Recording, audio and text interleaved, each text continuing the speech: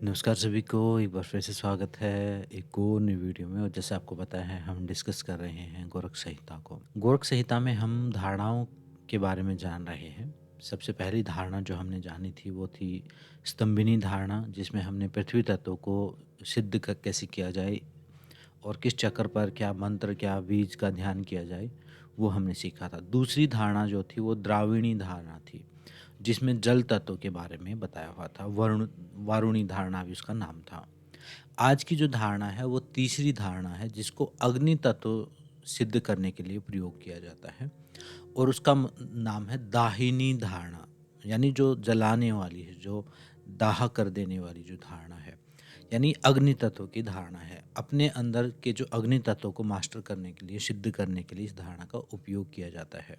इस धारणा का जो स्थान बताया गुरु गोरखनाथ ने वो आज्ञा चक्र बताया है, तालु बताया है। तालु मतलब अंदर की तरफ, अपने सिर के अंदर की तरफ, और कहा है तालु स्थान पर एक त्रिकोण आकार में और मूंगे के समान चमकीला, मूंगा मतलब लाल रंग का, लाल रक्त वर्ण का, मूंगे के समान चमकीला एक कीड़े जैसी कोई चीज़ की बताई है कि अंदर कोई कीड़े जैसी कोई चीज़ है, जिसको हम पीनियल ग्लैंड भी हम बोल सकते हैं। वहाँ पर ध्यान करने की, ये मॉडर्न लैंग्वेज में हम बोल सकते हैं पीनियल ग्लैंड, उसका ध्यान करना है।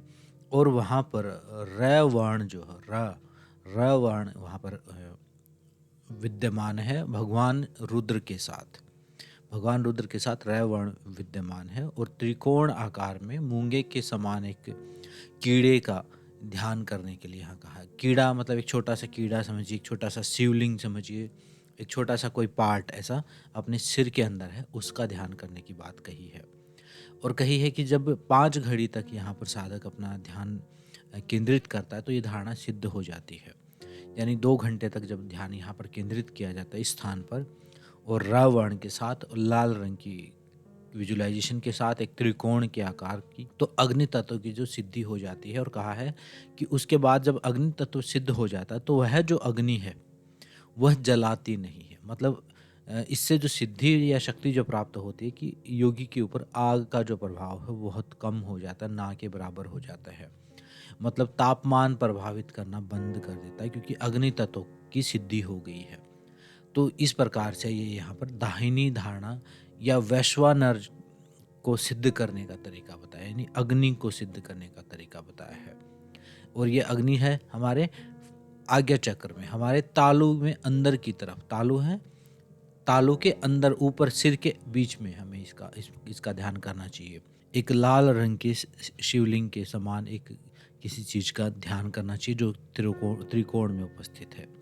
तो इस प्रकार से ये दाहिनी धारणा यहाँ पर बताई अग्नि तत्व को सिद्ध करने के लिए, और इसका परिणाम ये है कि वो शरीर को जलाती नहीं है। तो ये तत्व की धारणा के बारे में था। तो ये जो धारणा है, पहले पृथ्वी तत्व को सिद्ध करना पड़ेगा, फिर उससे सूक्ष्म क्या है जल तत्व है, और उससे सूक्ष्म क्या है अग्नि तत्व है, फिर उससे सूक्ष्म क्या है वायु तत्व, जिसके बारे में हम नेक्स्ट वीडियो में बात करेंगे। उससे सूक्ष्म क्या है आकाश तत्व, जो सबसे सूक्ष्म है, अति सूक्ष्म जो है वह आकाश तत्व है। उस आकाश तत्व की लास्ट धारणा, ये 5 प्रकार की यहाँ पर धारणा है। उसके बाद ध्यान के भी विधि बताई हुई है कुछ विभिन्न प्रकार की, तो उनके बारे में भी हम जानेंगे। तो ये अग्नि धारणा थी या दाहिनी धारणा थी। आज की वीडियो में इतना ही। जो भी कुछ समझ में ना आए, कोई कन्फ्यूजन हो तो कमेंट्स में पूछें। वीडियो अच्छी लगे तो उसको लाइक करें, और अगर चैनल को सब्सक्राइब नहीं किया है तो चैनल को सब्सक्राइब कीजिए, और दूसरों के साथ भी इस नॉलेज को, इस ज्ञान को आप शेयर कीजिए। तो आज की इस वीडियो में इतना ही। मिलते हैं नेक्स्ट वीडियो में। सबका धन्यवाद, सबका नमस्ते। ओम शांति।